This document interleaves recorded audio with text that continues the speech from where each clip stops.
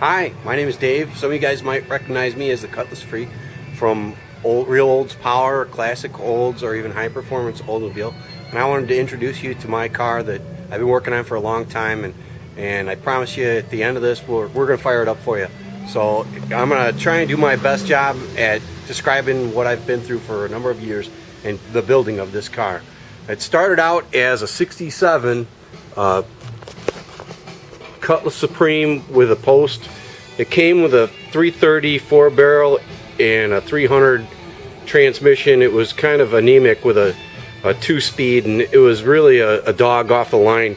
It almost like didn't have a first gear, so I wanted to do something about that. It was back a long time ago. I decided to build up a 455 for it, and I got this engine pretty reasonable for the car. I paid $400 for it, and it had Harlan Sharp roller rockers, but it had a spun main bearing. So we started out, we redid the crank and everything on the bottom end.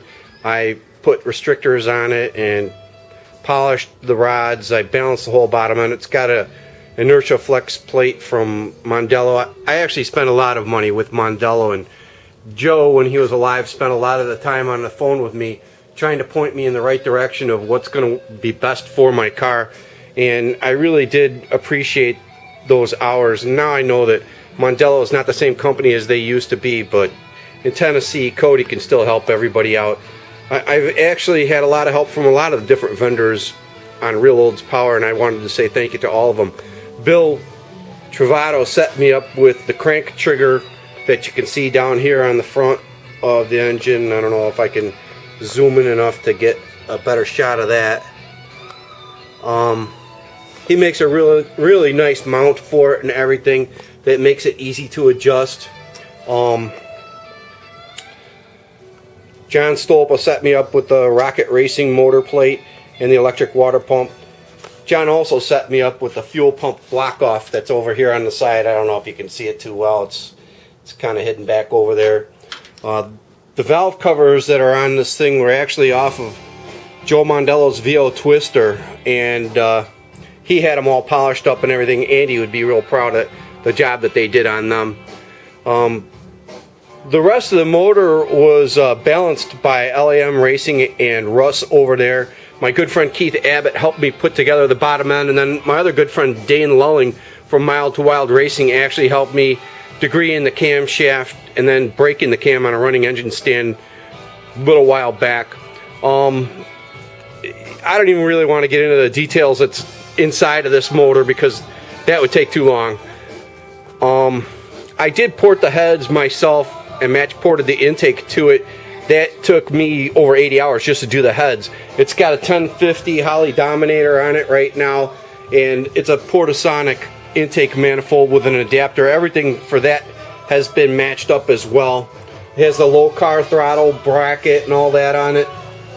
The radiator is really overkill. It's kind of like a 32-pound beast. It cost me like $950, but the chassis shop is going to have to relocate that and lower it just a little bit. We got to cut out the tubes on the bottom and then re-weld them back in again. You can see the body work turned out really nice in the back. My friend Keith Abbott helped me out with sectioning in these rear quarter panels. The rear axle's been moved forward about 2.5 inches, and he actually had to, we had to make a little bit of a spacer area in over there just to get everything to fit in there properly. Alston's from Antioch are the ones who built the chassis. It's a full tube chassis car. This thing, it'll certify to 850. He thought it was going to come in at 2,900 pounds. I think it's really going to come in quite a bit heavier. I think it's going to be about 31 or 3,200 pounds. Probably 3,500 with my fat ass sitting in it.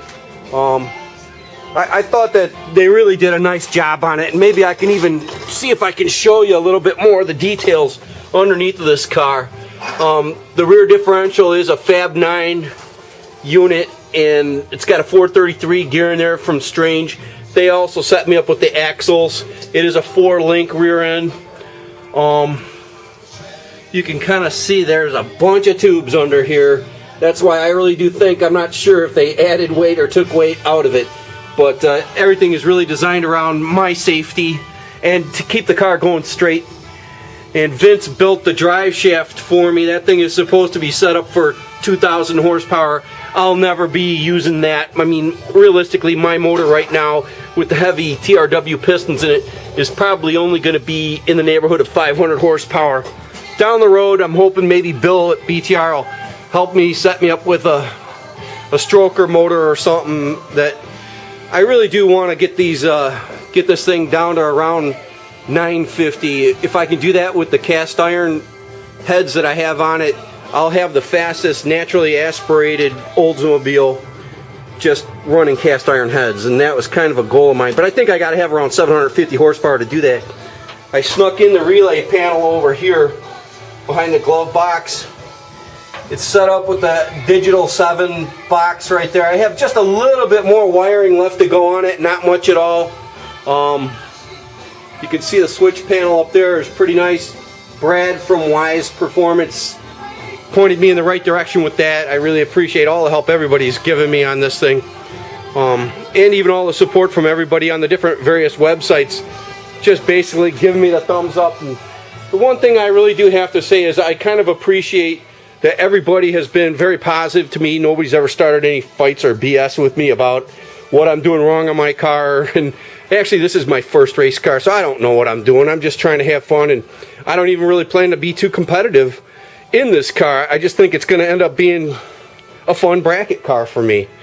Well, let me go see. I gotta make sure I turn down that the main power cutoff in the back, and we'll fire it up and we'll get this thing going for you guys. Sorry I can't take you for a ride. I still need to have brakes and shocks and springs and all that good stuff, but I just wanted to at least, you know, say hi to my friends out there and give them a shot of what this car looks like and what it sounds like. And I'm really excited and pumped up now that it's finally running. And I've been building this car for a long time, so you know, I think that it'll be really cool to go down the track. It probably isn't going to happen this year. My funds aren't. If my funds were better, I would definitely be doing it this year. But I put another main cutoff down over here. It was kind of something I didn't want to have my switch panel and everything all lit up, you know, from the back over there just with the main power switch. So here, let's do this. This one, we're going to start over here.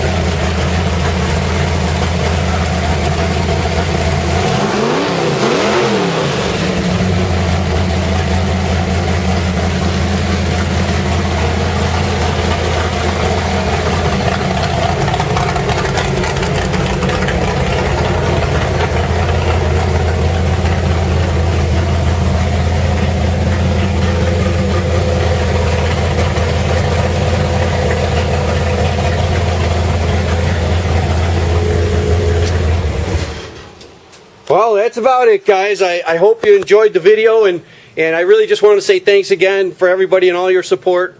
And I really do hope to see you all at the track, you cheap bastards.